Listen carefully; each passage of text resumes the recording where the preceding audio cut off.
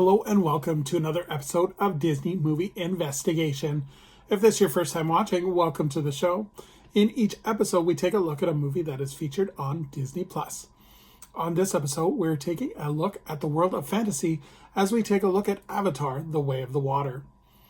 And if you are enjoying these episodes, I do ask that you please hit that subscribe button. That way you'll be notified with each new episode. Now, sit back and enjoy this episode of Disney Movie Investigation.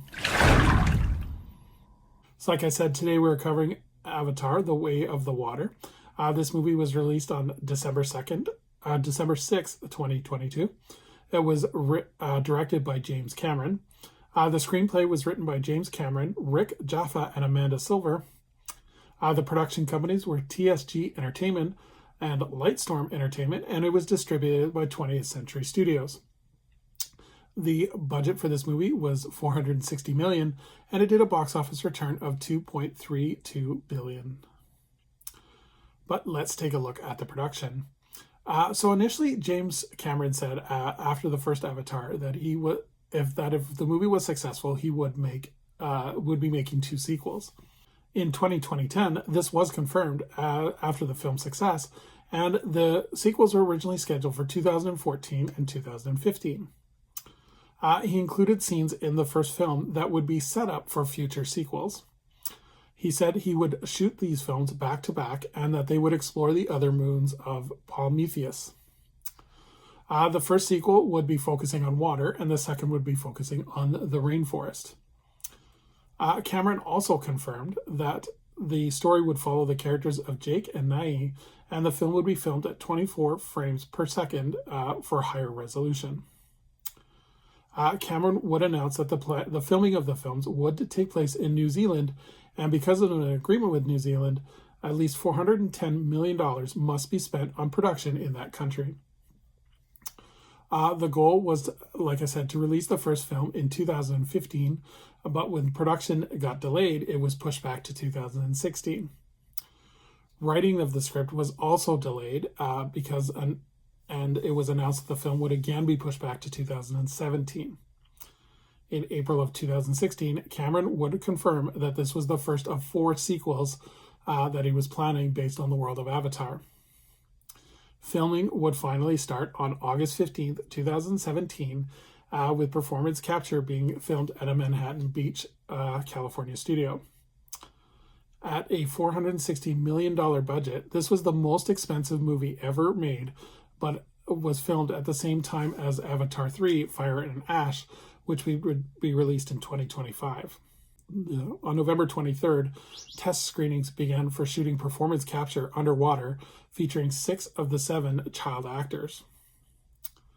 Kate Winslet, when shooting her underwater scene, earned the record for the longest breath held while shooting, beating previous record holder Tom Cruise when shooting Mission Impossible: Rogue Nation.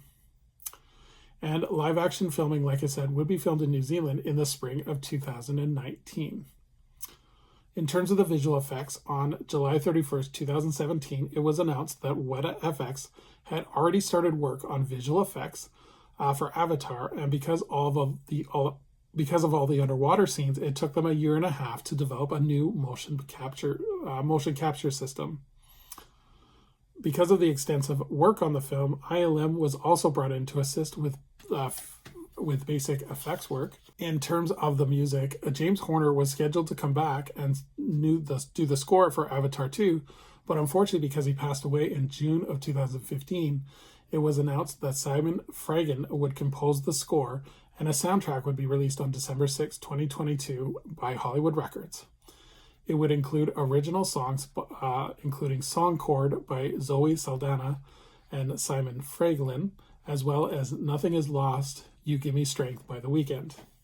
In terms of the cast, we have Sam Worthington, who plays Jake Sully, Zoe Saldana, who plays Neytiri, Sigourney Weaver, who plays Kiri, Stephen Lang, who plays Colonel Miles Curich, Kate Winslet, who plays Roni, and Cliff Curtis, who plays Tonori. In terms of the plot, the movie takes place several years after the Na'vi repelled the RDA invasion. Jake Sully and his family are living on Pandora.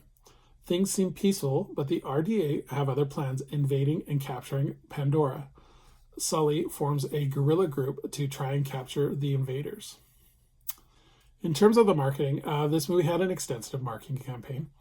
At 2022 CinemaCon, the title of the movie was first announced, as well as the first teaser trailer was shown. The first actual trailer was released during the previews before Doctor Strange and the Multiverse of Madness, as well as another trailer released before Pixar's Lightyear.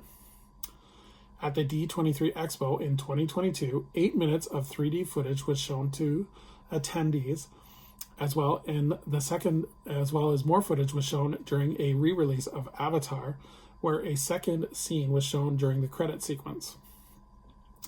And then during Good Morning America, a new poster and trailer would also be released. So this was definitely synergy among different aspects of the Walt Disney Company. A book called The Art of Avatar, The Way of the Water would be released by Tara Bennett, as well as another book called Avatar, The Way of the Water, a Visual Dictionary by Joshua Izio. Lightstorm Entertainment partnered with Mercedes-Benz to create the Vision AVTR concept car that was inspired by the film and debuted during the Consumer Electronics Show in 2020. Amazon Echo would also release the Alexa to virtual assistant based on the film, and this was the first time that Amazon would ever do this. In China, Disney would partner with JD.com and Razer Inc. to create the Yuki Okori V2 avatar computer mouse based on the film. L'Oreal would create a line of makeup based on the film, and Kellogg's produced 53 million themed avatar packages. And the award was well recognized because at the Academy Awards, the movie would be nominated for Best Picture, Best Sound, Best Production, and would win the award for Best Visual Effects. So in terms of recommending the movie, I think this movie is visually stunning. It's a great way of what Disney does best, and same with James Cameron, of creating different worlds and making the viewer fully encaptured with the world. You're able to know the characters, you're able to develop kind of the rules of the world. I think it's very well done. The story is very basic, but it's because of the world that you're in, it's more capturing the audience. So I think this is very well done. I think the movie being 3 hours and 15 minutes, it's definitely something in for the long haul, but it doesn't feel that way. It feels like a kind of a visual epic type feature. So definitely recommend it if you haven't seen it. I am looking forward to the third one as well when it comes out. So thank you so much for joining us here on another episode of Disney Movie Investigation. I would love for anyone to please leave a comment below on what they think of Avatar, The Way of the Water. And we're going to continue with our water movies as we take a look at our next episode, 20,000 Leagues Under the Sea. So until next time, I hope you have a magical day, and we will see you real soon.